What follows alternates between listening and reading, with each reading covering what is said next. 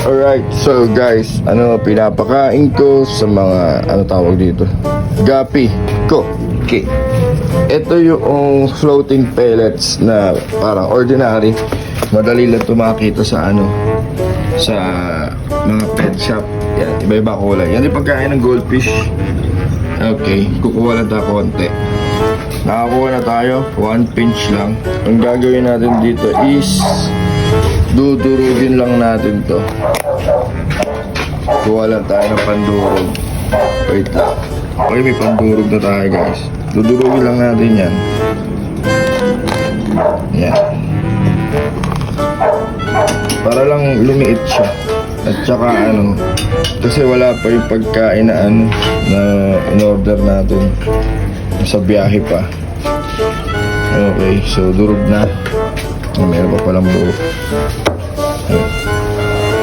Dinudurog lang natin yan. Tapos kunin na natin. Ganito lang kadami yung pakain ko.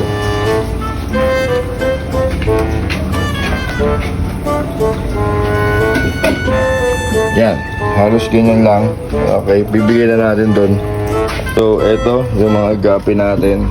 Yan, sindihan natin ilaw. Saksak lang natin dito ilaw. Yun. Tanggalin lang natin yung lid. Tapikin muna natin. Tapik-tapik. Para alam nila nakakain sila. Asan na ba yun? Ayun, tatago. Yun, yun yung lalaki nating gapi.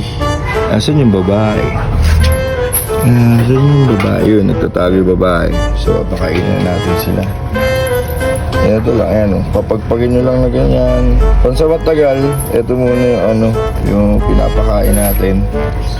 Pwede naman. Wala rin tayong PO1 kasi yun lang available natin pagkain. So, ayan, ganyan lang. Tukawin lang natin ng konti.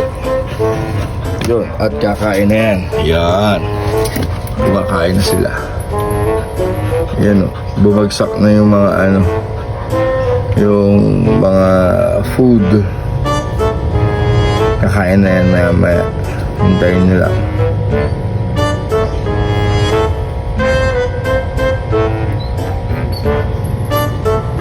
So ayan, ganun lang tayo magpakain ngayon. Wala pwede capsulated na food. Hindi pa nadating, kaya ganyan muna tayo. Ihiwalay natin yung meal natin na yan. Ito yung meal. Yan, ihiwalay natin yan. Para sabik na sabik siya dyan. Kaya lang wala pa wala pa yung panghiwalay natin.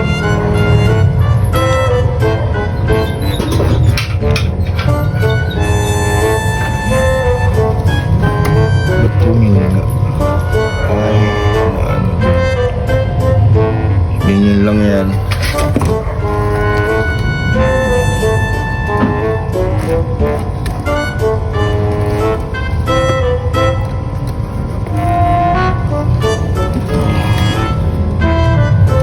Kumakain na sila. Isang female, other female natin nandun.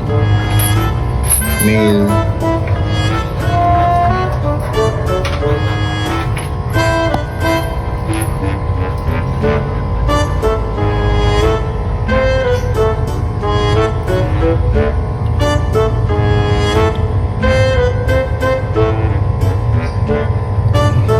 Ganun lang. Update ko kayo. Ay, bumaba yung tubig nila. Siguro kung bakit. Bumaba. Yun lang.